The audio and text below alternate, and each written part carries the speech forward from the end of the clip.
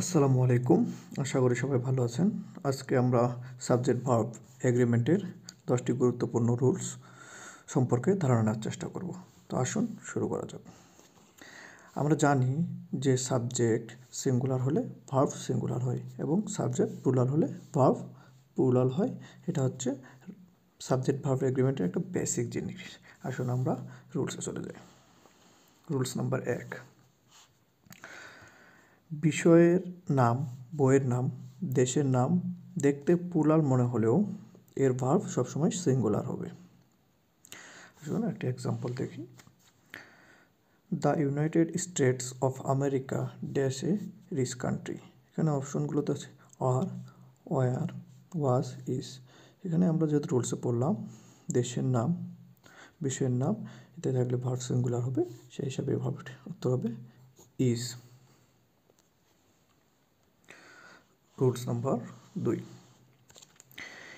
If wish এর পরে সাবজেক্টের নাম্বার এবং পার্সন যাই হোক না কেন বি হিসাবে সর্বদা ওয়ার হবে। Example, if I dash a king. এখানে এম, ইজ, ওয়াজ, ওয়ার। এখানে রুলস অনুযায়ী রুলসে বলা আছে ইফ উইশের পরে সাবজেক্ট যাই হোক, নাম্বার এবং পার্সন যাই হোক, বি ভার্ব হিসাবে ওয়ার ব্যবহার। আমরা এখানে চোখ বন্ধ করে অপশন ডি ওয়ার দিতে পারি। আসুন এবার আমরা রুলস নাম্বার 3-এ চলে যাই। বলেছে অ্যান্ড দ্বারা যুক্ত একাধিক নাউন যদি আলাদা ব্যক্তি বা বস্তুকে বোঝায় তাহলে ভার্ব প্লুরাল হবে। He and I dash playing.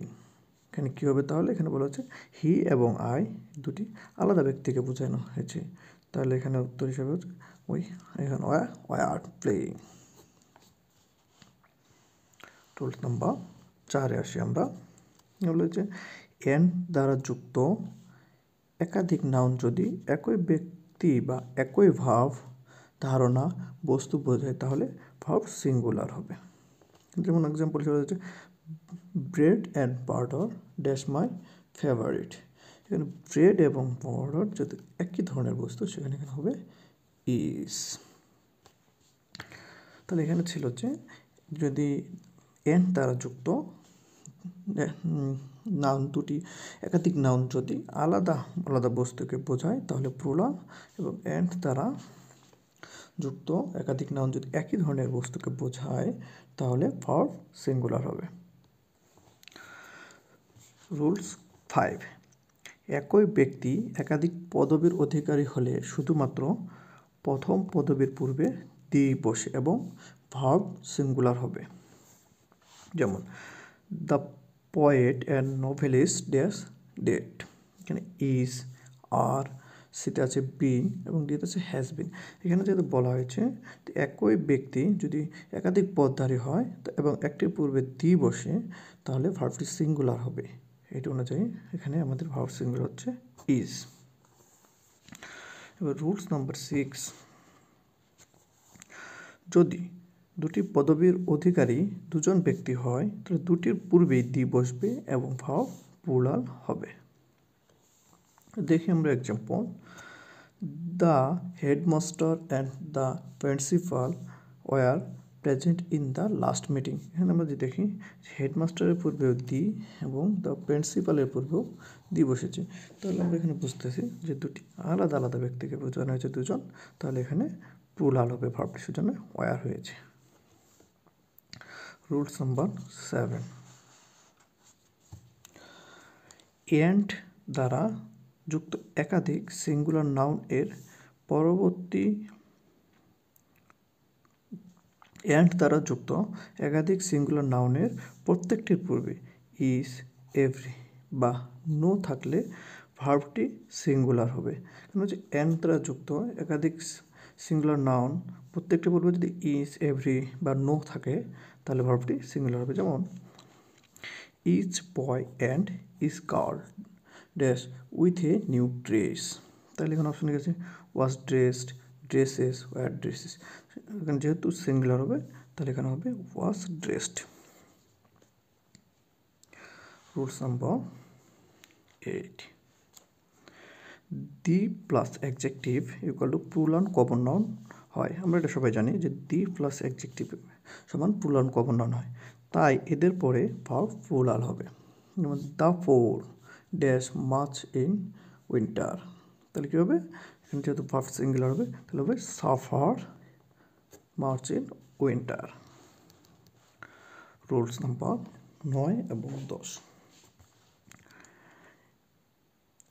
Ethics, politics, economics, mathematics, statistics, physics ইত্যাদি সাবজেক্ট মানে পাঠ্য বিষয়সূচি হিসাবে বাক্যে বসলে সে ভার্বটি সিঙ্গুলার হবে। আর এদের পূর্বে যদি ডিটারমাইনার কোনগুলো আমরা জানি মাই, হিজ, হার, নো ইত্যাদি এগুলো বসে তাহলে ভার্বটি প্লুরাল হবে। এখানে বলা হয়েছে যে ethics, politics, economics, mathematics, statistics, physics এগুলো আমরা যে পড়ালেখা করি এগুলো সাবজেক্ট হিসাবে যদি ব্যবহার করা হয় তাহলে ভার্বটি সিঙ্গুলার হবে। এদের পূর্বে যদি ডিটারমাইনার বসানো হয় তাহলে ভার্বটি প্লুরাল হবে। এখানে আমরা যদি এক্সাম্পল দুটির দিকে লক্ষ্য করি, প্রথমটি হচ্ছে physics dash a difficult subject. এখানে আমরা বুঝতে পারছি ফিজিক্স একটি সাবজেক্ট হিসেবে ব্যবহার করা হয়েছে, তাহলে এখানে ভার্বটি সিঙ্গুলার ভার্ব কী আছে এখানে ইজ, তাহলে ভার্বটি হবে ইজ। দ্বিতীয় উদাহরণটি যদি আমরা দেখি, এখানে হচ্ছে হিজ ম্যাথমেটিক ড্যাশ উইক, এই যে সামনে ম্যাথমেটিক্সের সামনে ডিটারমাইনার হিসেবে হিজ বসেছে, তাই এটি আমাদের কী হবে প্লুরাল, তাহলে প্লুরাল হিসাবে এখানে আছে আর।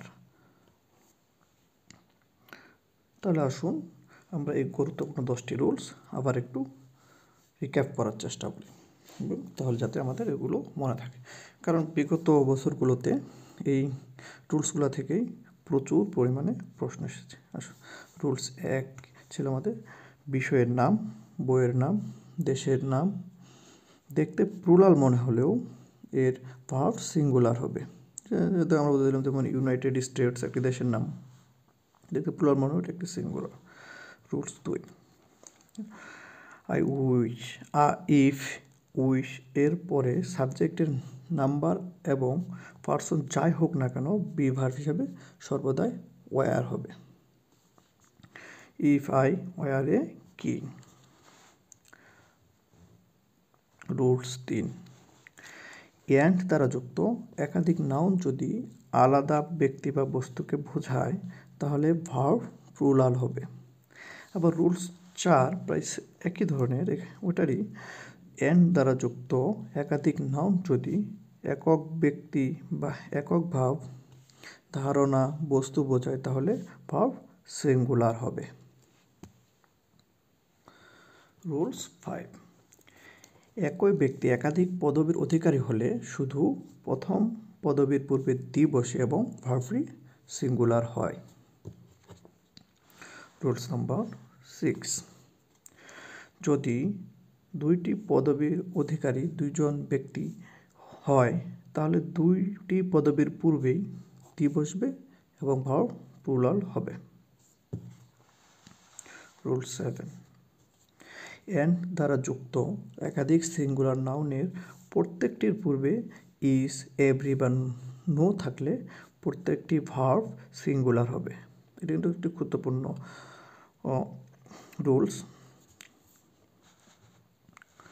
Rules number 8 the plus adjective equal to plural common noun, তাই এদের পরে ভার্ব সবসময় প্লুরাল হবে।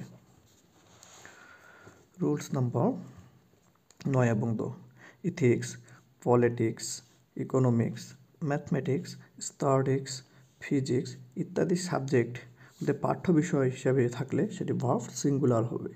আর এর পূর্বে যদি ডিটারমাইনার হিসাবে মাই, হিজ, হার, নো ইত্যাদি বসে তাহলে এর ভার্ব প্লুরাল হবে। তো আমরা আজকে জানলাম সাবজেক্ট ভার্ব এগ্রিমেন্টের 10টি গুরুত্বপূর্ণ রুলস। পরবর্তী ক্লাসে আমরা সাবজেক্ট ভার্ব এগ্রিমেন্টের আরও কয়েকটি গুরুত্বপূর্ণ রুলস নিয়ে আলোচনা করব। আপনারা সবাই ভালো থাকবেন।